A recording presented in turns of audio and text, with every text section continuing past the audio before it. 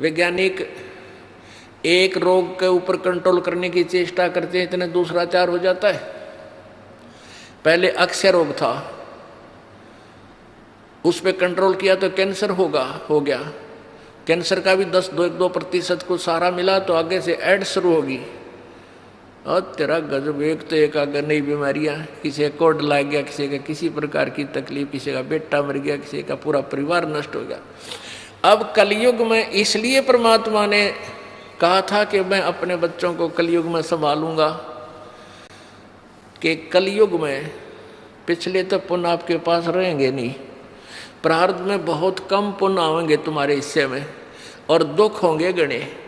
और जो पूजाएं तुम उस समय कलयुग में आप कर रहे होगे, जो काल के द्वारा भ्रमित, कोई देवता की, कोई भैरव की, कोई भूत की, कोई पितर की, या काल के द्वारा भेजे गए नकली संतों की, ये 10-12 संत पंथ बना रखे हैं, 15-16 पंथ हैं, और भी ये नए नए पंथ चल गए, इनमें भी आप पूजा कर रहे होगे तो भी आपको लाभ नहीं होगा, क्योंकि आपके पिछले संस्कार नहीं हैं।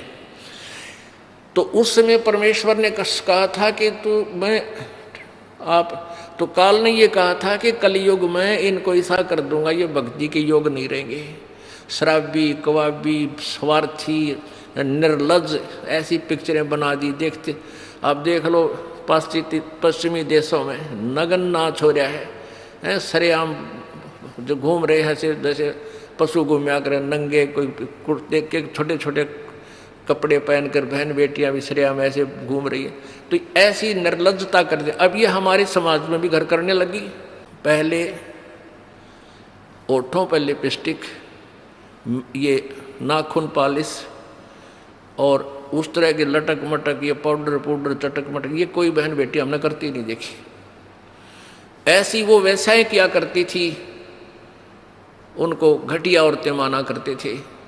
और आज देख लो, जब कोई भी पीछे नहीं रही बहन बेटियां, इसी बूंदी पॉलिश लाऊंगी, पूरे नौ न लाल कर लेंगी, मुंह ऐसा बूंदा लाल, देखते बूंदा शक्ल भी ना अच्छी लगे। तो इस तरह की ड्रामाबाजी इस काल ने करवा दी, हमें निर्लज बना दिया।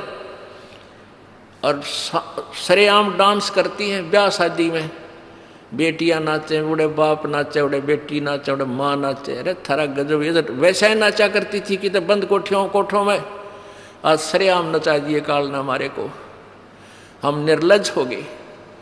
अब इस समाज को देखो, कल बताया था आपको कि इस शिक्षा का अवगुण घना है, लाभ एक है, और ये लाभ सब अवगुणों को सेट कर देगा।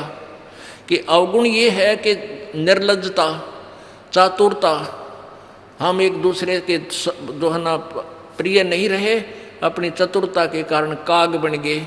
काग क्या करता है कि जैसे कौवा होता है, गधे की चोंच कमर टूटी होती है और उस दुखती उस जख्म को ही दूनी चोंच मार मार कर उससे खाता है। हम इस चतुरता के कारण रिश्वत लेते हैं, किसी का काम नहीं कर अधिकारी पैसा लेने के लिए उनको 100 ऑब्जेक्शन लगा कर चक्कर कटाते रहते हैं। कोई 2 का 20 बनाते हैं, सब घी में मिलावट, दूध में मिलावट, सब्जी में, हर चीज़ में मिलावट। कहते हैं ऐसा इंजेक्शन लगाते हैं, बेल का तोरी तड़के इतनी लंबी हो ही पावे। थारा गजब वही, सिर्फ वो बेचन खातिर कि थारा पैसा, तुम्हें पैसा मिल जाए, हुकंड क्रुक। तो ये चतुरता आ गई। अब डॉक्टर लोग देख लो, सभी तो नहीं हुआ करते, लेकिन 80% इतना जुल्म करते हैं। 2 रुपये का 100 रुपये मांग ले, 200 मांग ले, कोई टाल नहीं, 500 मांग ले, 1000 गरीब आदमी से। और भी किसी स्तर में देख लो, आप कोई पीछा नहीं रह रहा। जिसका भी जहाँ दाव लगता है वो तुरंत डंक मार देता है। जिसके पास कोई मिलावट में रोड करने स्थाना नहीं है, वो तो करेगा कहाँ से। तो अब इसमें अवगुण तो इतने हो गए, माया माया दिखाई देती, ना भाई दिखता, ना बाण दिखती, ना भगवान दिखाई देता। और गुण इसमें एक है इस शिक्षा में कि हम अपने सदग्रंथों को स्वयं पढ़कर भगवान पहचान लेंगे, और इस भगवान के पहचानने के उपरांत, इस ज्ञान को सुनने के बाद अपने आप ये माया की हवस नष्ट हो जाएगी। क्योंकि हमें पता चल जाएगा कि हमारे 2 नंबर के काम करने से धन नहीं जुड़ सकता, पैसा नहीं रह सकता, क्योंकि हमारे भाग्य में नहीं है, और भाग्य से ज़्यादा ले लिया तो ना जाने किस प्रकार जाएगा। एक भक्त ने बताया कि मेरा इकलौता पुत्र बीमार हो गया और मैं उसके ट्रीटमेंट के लिए पहले तो किसी ने बताया इस पर छाया है, इस पर प्रेत है, जंतर मंत्र करने वालों के पास लौटा 20-30 हज़ार रुपये वहाँ लगाए। फिर डॉक्टर लोकल हॉस्पिटलों में दिखाया, वहाँ काफ़ी पैसे लगे। फिर बताया इसके दोनों किडनी फेल होगी, all India medical institute Delhi गया, वहाँ किसी से रिश्तेदार से ले लवा के वो गुर्दा पैसे वैसे दे के कहते उसके 3 लाख रुपए लड़के के लगे, दोनों किडनी चेंज कराई। वो किडनी तो सफल होगी, सुख की सांस ली, 3 लाख रुपये लाग गए, और 6 महीने के बाद वो इकलौता पुत्र बस एक्सीडेंट में मर गया। ओ तेरा गजब है, टक्कर मार मार कर रोया। उसने जब ये ज्ञान सुना कि जो तुम 2 नंबर से पैसा इकट्ठा करना चाहते हो तुम्हारे भाग्य में नहीं है, अगर ऐसा इकट्ठा कर भी लोगे तो अगर 2 लाख कर लिया तो 3 लाख रुपए तुम्हारे ना जाने किस कारण से और कहाँ से निकल जाएंगे, और वो पाप रह जाएंगे ज्यों के तो जो आपने फिर भोगने पड़ेंगे। वो पाप यूं के यूं रह जाएंगे, पैसा नहीं रहेगा जो तुम्हारे भाग्य में नहीं था, तुमने धक्के से कहीं से इकट्ठा भी कर लिया था। तो उसने फिर अपनी कथा बताई कि जैसे ऐसे मैं बहुत जुल्मी आदमी था, अब आपके ज्ञान से आंखें खुल गई। एक 2 रुपये की रील आया करती 20-30 साल पहले, 35 साल पहले।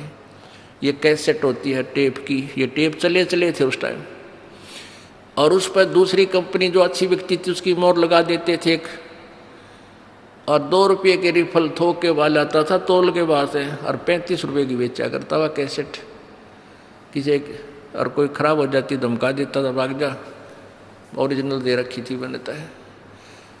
तो आज मेरे साथ ठीक बनी, और थोड़ी सज़ा है मुझको आपके ज्ञान से पता लग गया, मेरे जैसे दुष्ट को तो और सज़ा चाहिए थी। तो पुण्यात्माओं, इस ज्ञान से इस माया की हवस को तो खत्म कर देंगे, ये निर्लज्जता भी खत्म हो जाएगी। हमारी बहन बेटियों देख लो यहाँ पर किस प्रकार आती हैं, एक देवी आया करती हैं ऐसे, ना कोई फंड करती, अपना सीधे साधे कपड़े पहन कर जो एक आम सभ्य समाज में होना चाहिए ऐसा इनका व्यवहार हो गया है। और जाके देख लो कितने शहरा में कार्टून बने अंडे हैं लड़कियाँ। तो पुण्यात्मा इसको सेट कर देंगे, लेकिन ज्ञान इस शिक्षा की आवश्यकता इसलिए थी कि हम अपने सदग्रंथों को समझकर उस भगवान को पहचान लेंगे, ये अति आवश्यक था।